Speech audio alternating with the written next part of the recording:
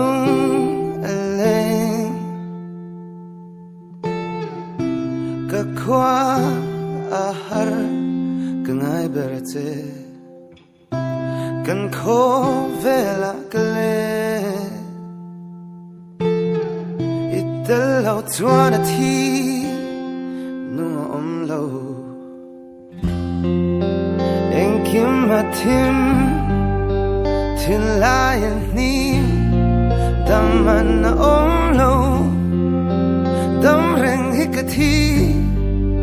kadam lo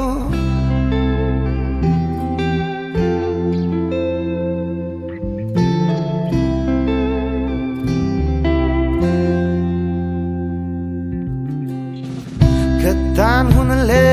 zongin dan rua lovin nakal kazui eng kim tiang takin kamu tito nu hi kananon letrin eng kim matim tilayan ni daman na lo dam reng hikati kadam lo lusu lo yan mangai kasun nat nain min run kadam lo kan ko